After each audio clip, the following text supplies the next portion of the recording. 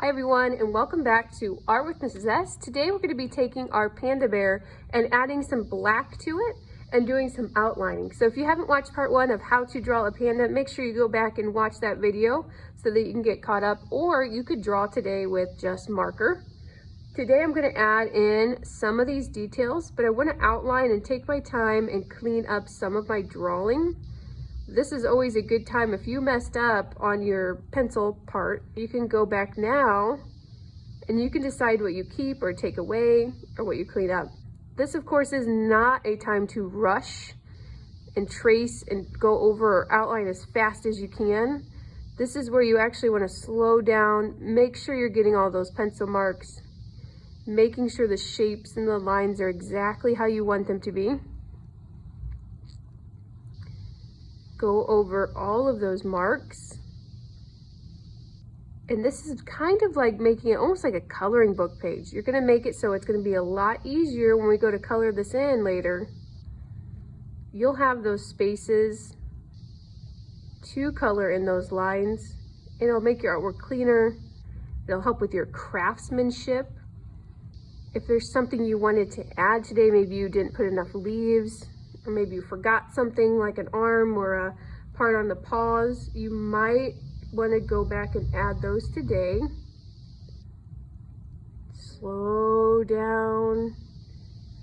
And sometimes I get artists say, I can't do that. You've already drawn it. You can absolutely outline. Or if you mess up, you can make that line a little wider or a little thinner or thicker, whatever you need to do to make it look clean. Not pressing super hard. I got a brand new Sharpie today, so I have that nice point and that nice wide side when I'm turning it.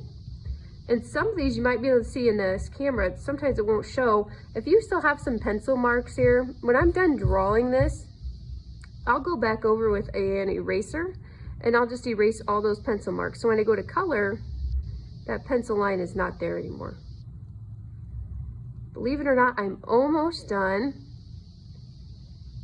It may feel like a lot of outlining, but really if you take your time, you're turning the paper, you're not putting your hand into the Sharpie right away so it's not getting all over the place, you're gonna have a really nice clean drawing to add that color to here. With the panda bear, we're not gonna need a lot of color. We're gonna use white, we're gonna use black, maybe a little gray, and then we'll use some green for the bamboo or whatever else you wanna make in the background. You could add a nice blue sky. You could add more bamboo, you could add green grass, you could add in a rainbow, but I won't have a ton of room to add details to that background. I'm making sure I did the best that I could possibly do, keeping it good to go. Look at this, I'm on my last few lines here, and I'll show you how I erased those extra pencil marks.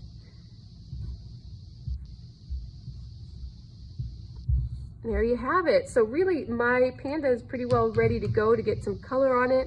I'm going to take this eraser and you'll see some of those pencil marks. It's really nice with Sharpie. Go around, I'm just going to clean it up. And before I color, I'm going to make sure that I get rid of all of those little eraser pieces too. So I'm not trying to color over these big pink blobs. Like that, and you can kind of tap your paper or shake your paper or take your hand if it's nice and clean and get rid of all of those little fuzzies. I just saw a few more. It's a good way to go back and check, go back over. And I'm ready to add color to my panda. Thanks for joining me today. I can't wait to see you in part 3.